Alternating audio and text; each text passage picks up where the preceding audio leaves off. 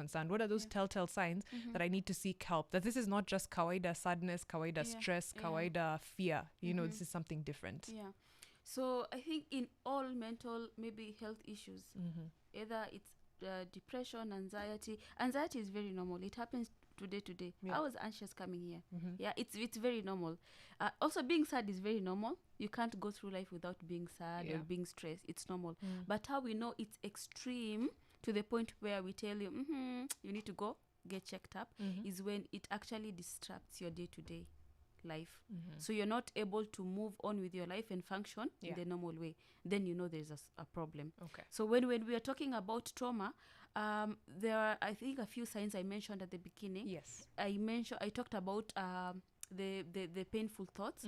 So if something happened, and sometimes this is something that happened even like, years ago, and we are not, the brain is actually trying to bring it back now. That part of the brain that I talked about that connects memory to emotions. So automatically you just get memories, uninvited memories. Flashbacks out of nowhere. Yeah.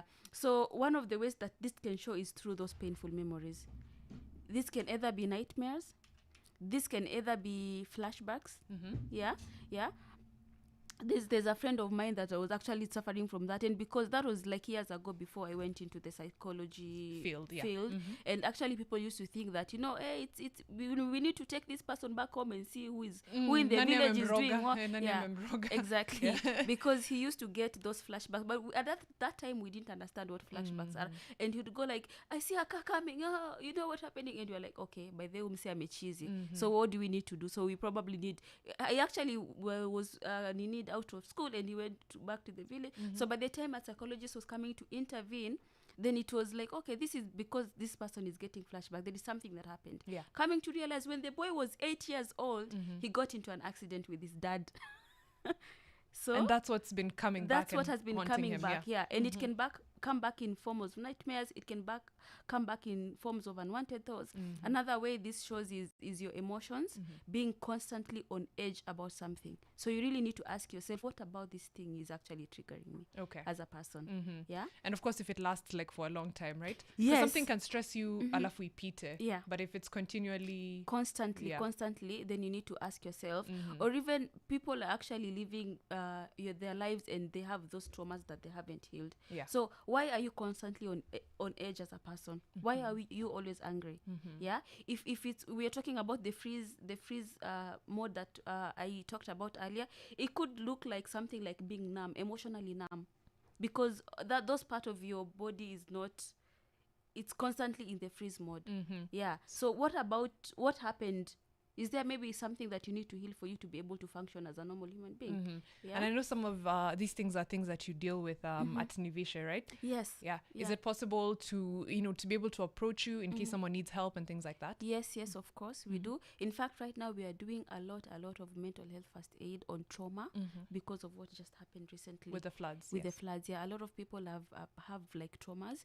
The other day we were doing our mental first aid at Madare, and people are going through it. I think if Kenya was to take the census again now, after a lot of people have lost their lives.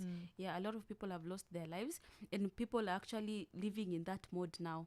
One of the girls that we were talking to was just mentioning that the flood is, since like last week on Tuesday there hasn't been no rains, but even during the night when she sleeps she could just hear the rains. I think even the fact that you've just mentioned like mental first aid, it's not something a lot of us are aware of. We think first aid, it's a bandage, it's physically it's physical. But thank you so much for the work that you're doing. Tell us how to connect with Nivishe on Twitter perhaps, and yourself as well on Instagram or any social media, or LinkedIn even. Yes, so I'm on LinkedIn, Facebook, Instagram, all across my social media, Mariam Yusuf, all across all platforms.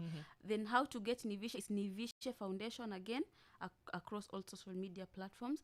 And now that we are actually dealing with the victims of flood, we are running a fundraising currently, both in Kibera and Madare. And these people are not just affected psychologically, but they also need other things. True. So we are fundraising for pads, we are fundraising for mattresses, we are fundraising for food. So if you're out there and you want to give back to the community, please reach out to us and please feel free to donate so it can go save a life. Thank you so much. The work you're doing is amazing, and I hope we get to continue this conversation, because just like I said when we were off air, I think we've only set the foundation, right? Yeah. Just letting people know this is what this is what that is. But we need to definitely do a much deeper dive. I'll give you something we call Makofi Kaolomide, just to say thank you for making time for us this fine morning. Thank you for having me.